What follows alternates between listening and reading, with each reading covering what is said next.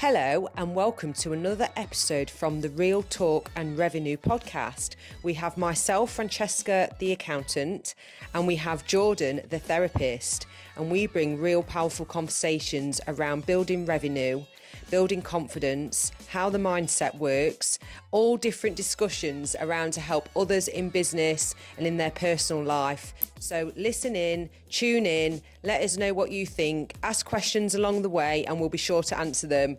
Enjoy. How was your weekend? Yeah, it was all right. What did I do? I actually cannot remember Saturday. Not a lot. Saturday, I was meant to be going to like the EMDR meeting. It's like a regional meeting that I go to in Nottingham, like once a quarter. But after the event... Yeah, so we had our event. Oh my God, it was incredible. Friday. It was so good. It was really nice, wasn't it? It was so enjoyable. Good. We've had so many good compliments. I've had so many people say, I want to come to the next one. Same, like I was on the phone to with my financial advisor yesterday. I was like, how did it go? Give me a shout when your next one is on and I'll come. And I was like, oh. Brilliant.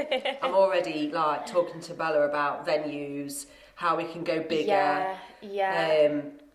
Yeah, I'm surprised at myself because I've done events for years in the past. I know how hard they are, and I'm not saying I wasn't wiped out because I was. Yeah. And to be honest, the way I deal with things is the week leading up to it, I'm like, making sure all the ducks are in a row. You can imagine me. Yeah. So it does take it out, but because I get energy from other people that are having issues, we say, or want to better themselves, I take all that in, and like all of a sudden I'm hopping around, and then as soon as I get home I'm like, just zapped. Yeah. So you didn't go Saturday because of that? Well, I sort of half-heartedly, I dropped Hallie off at George's parents, and then I had a cup of tea there, so I was running late anyway. And then while I was there, I realised I'd forgotten my ID, and you need it to get. And I thought, I can't bother to go home. That's your excuse. It's true. Sometimes it's easy to George get out. Was like, you didn't want to go anyway, did you? I was like, no. I know I need just a day of rest. So I went to Nottingham, but I met my cousin for a coffee. I had a walk round Waterstones, had some lunch on my own in Delilah's, so nice there. And then went home. So I made the most of the child-free time, but in a way that felt right, because I wasn't. It looked like a really interesting topic at the meeting, but I wasn't in receive mode. I needed just a little reset. Bought myself a new book, Dopamine Nation. I think I've had that. Oh my God. If it's the one I'm thinking of, it starts out a bit rude. How funny that you've got that and I took it on holiday. Did you? Yeah. Dopamine Nation, if anyone's reading books. So anyone that's listening to what me and Jordan are up to, well, yours is different to me. I share every bloody thing, don't I, on my social media. But those that are watching my social media then, for Let Them Theory book. Oh yeah, I've read Let Them, Yeah. A lot of these books, if you're going to read them, you've got to take action. I'm learning that too many people read, and not take it back or reflect or go, well, how can I put that into what I'm doing? Yeah. So if you want to read the Let Them book, one, you can watch my videos back and just give you a bit of an idea of what they're about. But two, you're going to read it uncomfortably. It's not a comfortable read if you need to change. I think it depends where you're at. And this goes back to our workshop on self-awareness. Following the last podcast as well. It depends where you're at, because I read it and I think it's great because it reinforces bits that I already know and puts frames things in a different perspective. So for me it didn't feel as jarring. It was a reminder that's none of your business, stay in your own lane, let them, do you know what I mean? It's still hard, but it's another way of framing things. And I don't know, she does contextualise things well and has good examples, put things into a way that's fantastic. Just very digestible. Although there is controversy over who she took it from. Yeah. A lot of people commented on my LinkedIn and was like, oh, I'm never going to read her book because of... It's always the case though, isn't it? Everyone takes inspiration from something else, and there's always that person that can say it better than you can. Yeah, absolutely. And or they can market themselves better. Yeah. And that is a big issue with social media, I think. Me and Steve were talking about this, you can play yourself down so much, 100%. Which is such a shame when Yeah. If you can't beat them, join them. This is where that's probably why I try and stay ahead by putting what I do out there. I'll never forget talking to a woman that does similar to what I do. Yeah. Or did, sorry, she sold her practice. And she was saying that she mentioned a few businesses that she follows, and we're doing that and we're doing that.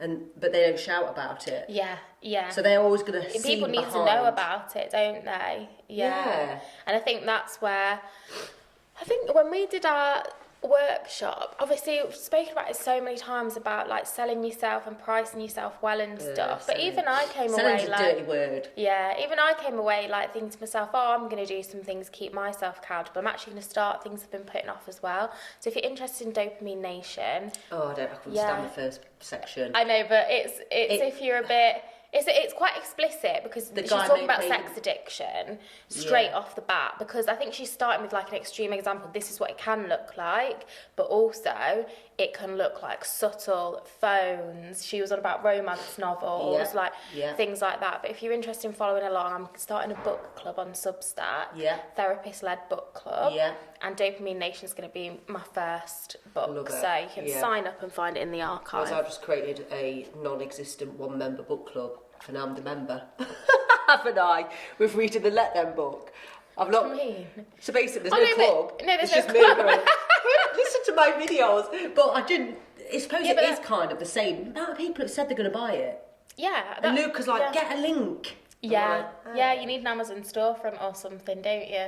I don't even know how to do that.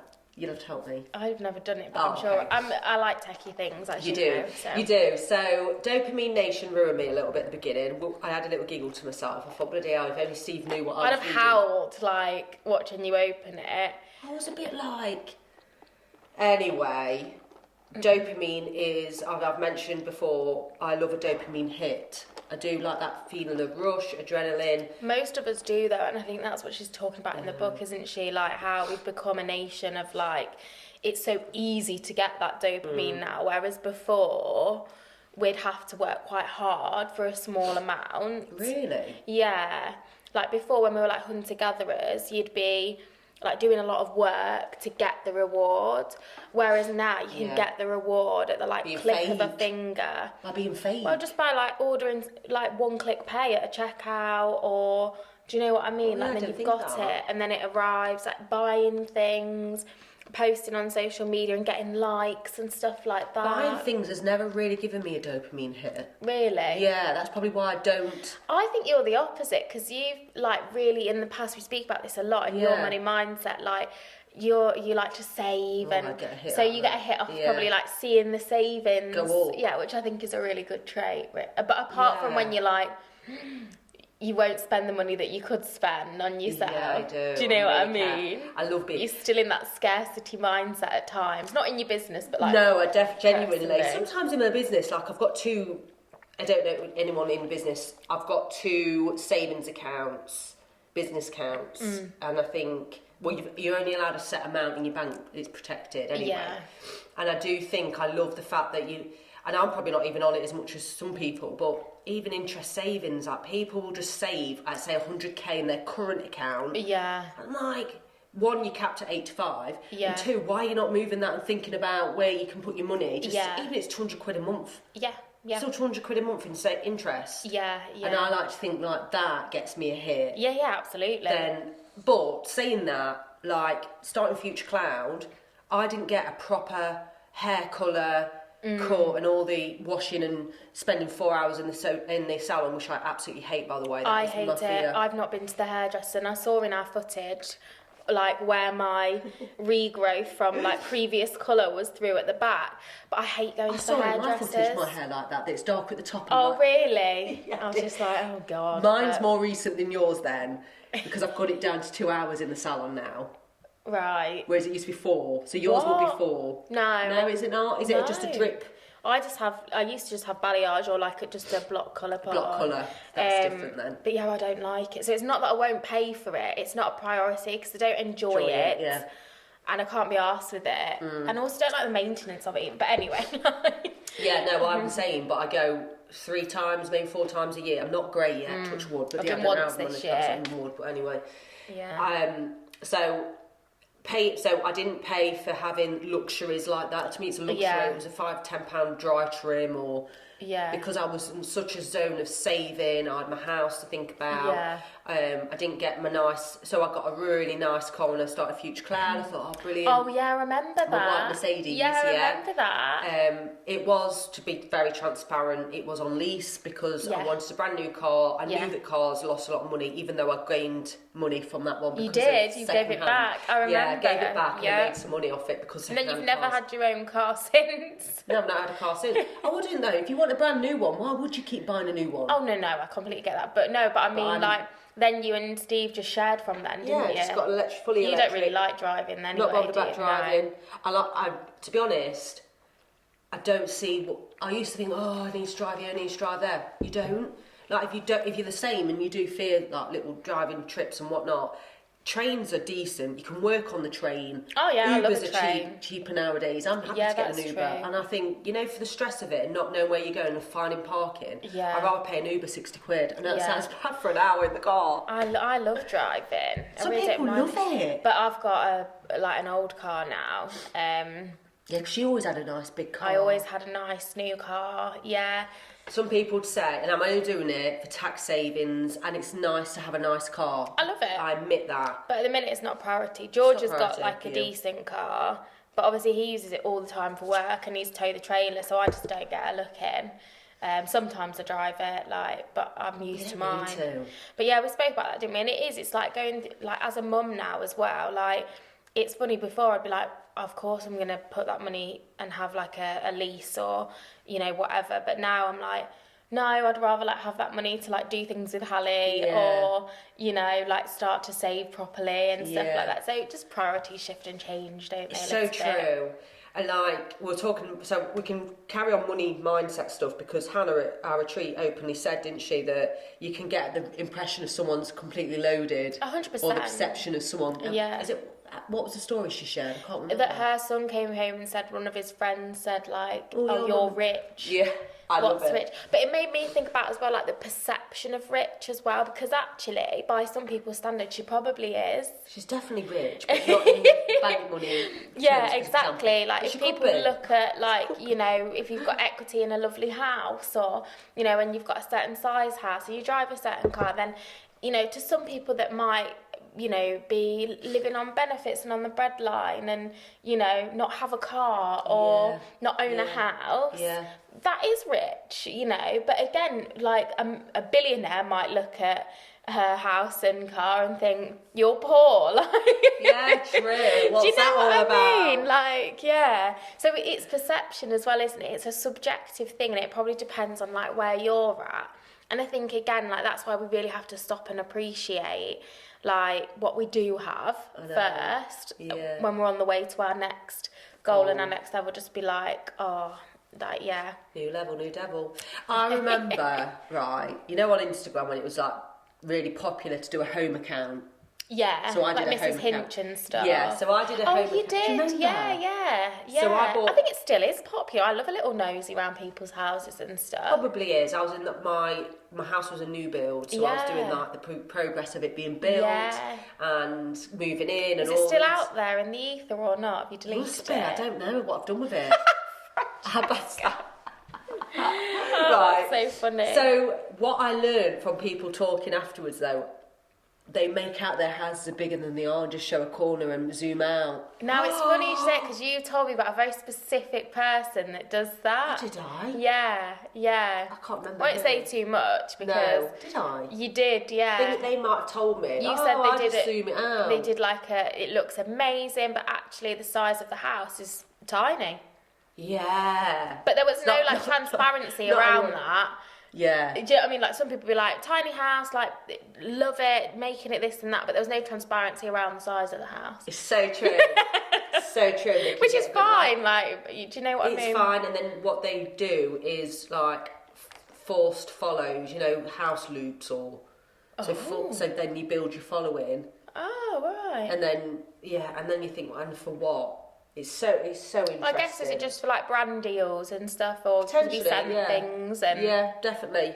Which it does help if you want to do brand deals or influence marketing to have a good following. You can't say I want to do that and then sit there and go, I'm not doing anything about it. Yeah. Because most people live their lives with saying what they want to do but do nothing. Yeah, is it like 8% of people die having actualised their dreams? Oh God. Sorry. 8%? Only 8% of people. What die that have actually achieved what they set out for? That's a small amount. Yeah. Shit. It was, I started Listen to this if you need that kick up the bum today. I thought that and I thought, wow, yeah. And again, that was another thing for me to be like, just take imperfect action on the projects that you want to launch and just start it. Just chip away at it. That is so interesting. It's the same with the money side though, and building, like having the belief that you will. I remember, I don't know if I should share this, but I'm going to share it. I don't think Steve would be offended. Let me think about this, because this could be. So he basically, when you go through divorce and breakup and changes and whatnot. Yeah. I'll never forget him saying to me that he was so confident. I love that about him. He was like, I'll just make more money. That's really good. I'll just make more money. It will do well. Yeah. It's going to be fun. You know, all those. And I'll never forget, I'll just make more money. It's such a good attitude to have towards money though. Like, and that's good money mindset, to like spend money and trust that it's going to come back around and like tenfold. It's a really good money mindset. I'll never forget him saying it. And this is going back 2020. Yeah, it's really good attitude towards money. I'll just make more money, rather than, you know, most people be like, oh no, it's over. I had a client who was getting divorced, and it was so messy, and she said to me that her husband was even considering quitting his job, and legally he was giving this advice so that he didn't have to give more than, you know, in like child maintenance and stuff. Yeah. And I thought, people are so fucking petty and just like deceitful as well. It's so difficult, this subject, right? It is hard. It is really hard. There are women that will feel entitled. Yeah, perhaps. But then I get that's a two-way street. It is a two-way street, and there'll be men in the same boat where like women are the breadwinners and whatnot, or have like more money behind them. Not as much, but it absolutely exists.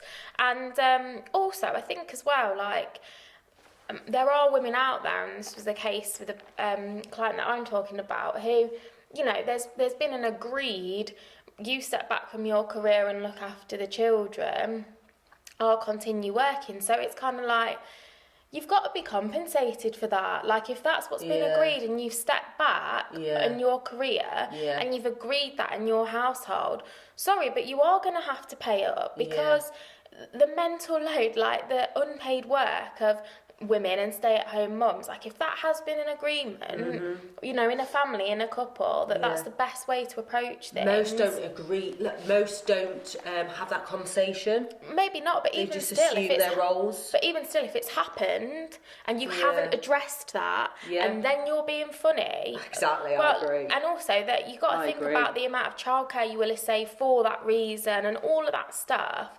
I just think it's really easy to demonise women in these situations. Do you know what I mean? Yeah. And I'm not saying that like some people don't get really deceitful and manipulative and 100%. you know, like absolutely gunning for you. And you will see this as well when, you know, one partner has led the decision making as well, and the other partner actually is reluctant to, doesn't really want the separation. Do you know what I mean? Like, there's going to be. If anyone else is involved in the breakup, women and men can both feel very scorned. Yeah, absolutely. Yeah, 100%. But anyway, this isn't a relationship and divorce podcast. Well, it is. Let's say it is. It's an everything podcast, isn't it? Relationship and divorce is rife, because it is. What I've learned is, and I'm not saying my way was the best way, because I had to kiss a few frogs to then really settle down. It took me to my 30s. Yeah, I think that's more the case nowadays, though. And I think it's not a bad shout. We're not settling. People aren't settling anymore. They're not settling. Some people are.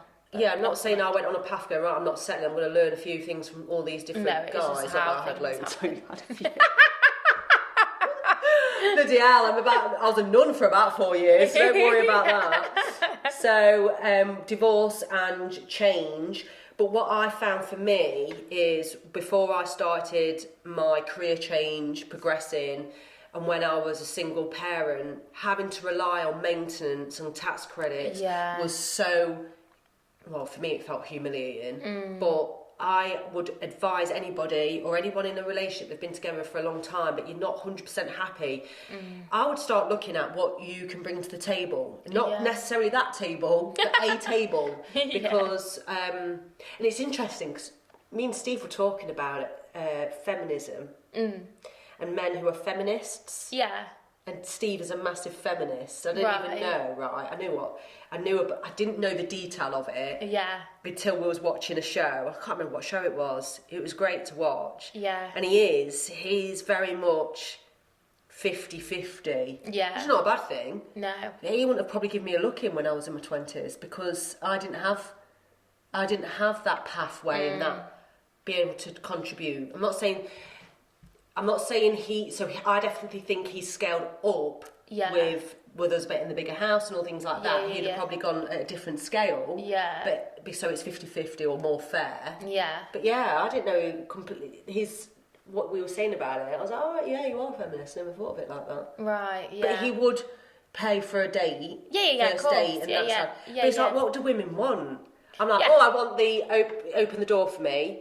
And I would prefer a man to pay on the first date. Yeah. But I think in the future, it's still going to come in where it's probably not the case. I don't know. Maybe. I'm not sure. What do you think to first dates and who pays? I would prefer a man to buy it. Yeah. Yeah, why is this? I think it's just those like conditioned, embedded narratives around romance. Yeah. It's not necessarily right. I'm not saying that's right, but I think a lot of girls will get the ick if they're like, do you want to split the bill? Which of course is like, it's not an unreasonable thing. Like, it's not unreasonable. It's not, and you've got to be careful what you say here because it is a conditioned value around like what we're shown romance should look like. It's kind of a bit toxic when you break it down. Yeah, it is true. But I openly admit, like, I'd get the ick. I would get I'd be like, oh, that's a shame. Well, do I want to see you again? No, but, sorry. If I really liked them and then they didn't offer to pay, they might be, I'd probably reframe it in my head and talk to ChatGPT over it. I've been in a few situations actually. On dates.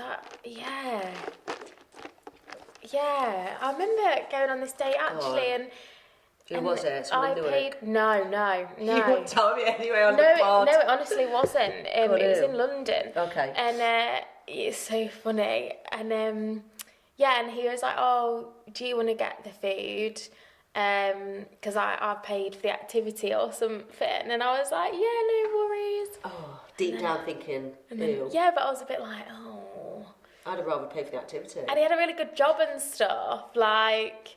Do you know I know, it's perception again. I know, it's like the assumptions, isn't it? Like, it's expensive living in London and stuff like that, but... Or do you think people... Not saying that he didn't like your date, but do you reckon guys do that at the end when they think, I'm not that bothered about you? I don't know. I ain't paid for you, I'm not that bothered. It was at the start. I think we'd not yet gone to the activity, but it was like pre-booked. Like we were just... Maybe it was like, because he's got money... He wants to just be like, oh, how awful are we? Listen to us. I know. Sorry, everyone. Sorry, but it's good to just get it out, isn't it? But I remember being... But ultimately, that didn't actually put me off at that point. I was just a little bit like, oh, okay, all right, no problem. Like, yeah, like, that's not a bother. I don't care about treating Steve now. I think it's different when you're in an established relationship. And even, like you say, it's something about the first date, isn't it? After that, like... If you're gonna see each other again, then you might be like, oh, I'll get this one. Like, yeah, true. You might not. I think like until you're sort of established, then you like level out a bit. But I don't know. It's a hard one. Please comment. Like, call us out if you think we're being idiots as well. Like, please tell us. And Luca would be like then, because everyone's younger. I wonder if Bella does, but she might think, oh well, he hasn't got as much money and I haven't got as much money, so we share it. Yeah, I think when you're younger it is very different, isn't it? You're doing different things as well. Yeah. I remember, right, I don't know, this is, you know I'm jumping the subject, back to money. Money's my favourite subject. Yeah. I had, back in 2018, sorry, before I started the business, true story, I went through a really bad breakup. Bad as in humiliation breakup, but not bad as in I was gutted over him as such. It was it I was bothered over. Yeah. And I had a, what do you call it, where they tell you your future. Oh, like a reading. A reading. Psychic reading. Psychic reading. I also had a lady come to my house and do tarot cards. It was highly recommended. I love stuff like that and now. we sat in my but garden. I'm too scared to go. It freaks me out. Well, let's go and do it then. Let's go and do it and we'll share the outcomes on here. It'd be fun. Oh my God, no, but what if it's like really awful? We could do a reel of arrival and everything. There we go. Anyway. I'll cry as soon as I sat down.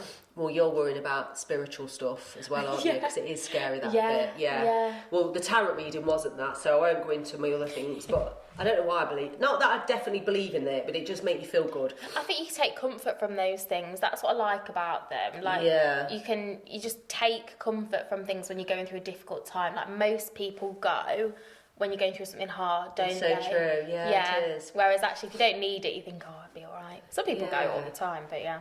So back in 2018, I had the tarot reader come round to my house. We sat in my garden opposite each other, and she told me to pick all my cards, blah, blah, blah. And I remember her saying, oh, wow. She says, you've picked, I think, the money card, for example. And I can see a lot of gold coins, and you're going to be like, have loads of money. Yeah. There was a really nice term of the way she said it, the money.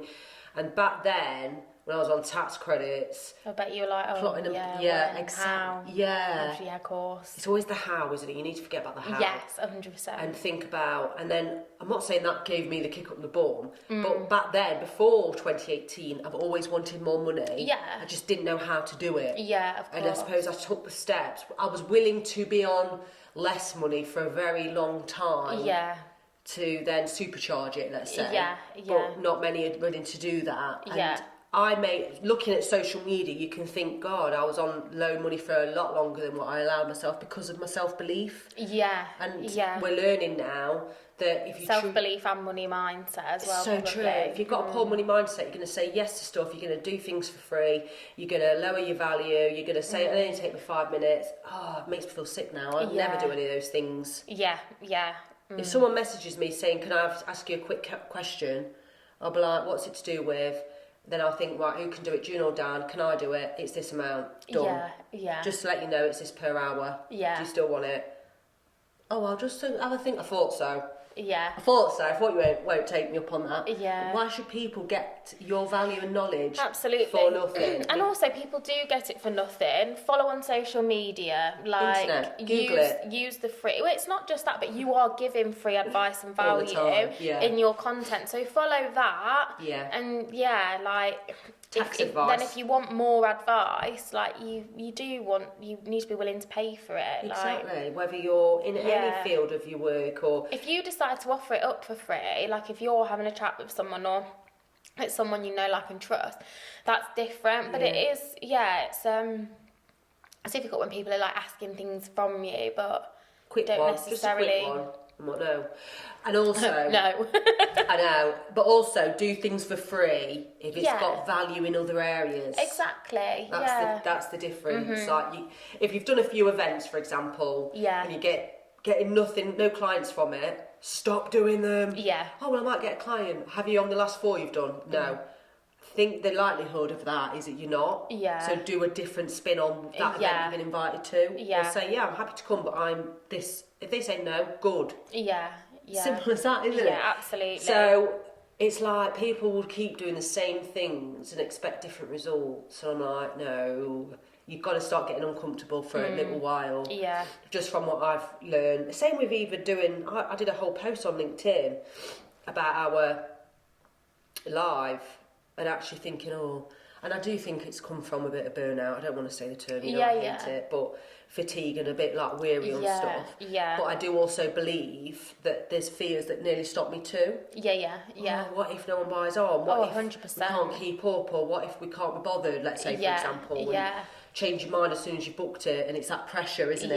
Yeah. But everyone needs pressure. Yeah. Because otherwise, you're not going to do anything without any pressure. And having that event itself proved that it was a good thing. So, like, having the evidence as well, and then the feedback afterwards of people being like, let us know when you're doing another one. They want a full day. Yeah. Someone's asked, can you do evening ones? I said, I'm not ruling that out. Yeah. I've even been looking at places like Newark Palace Theatre.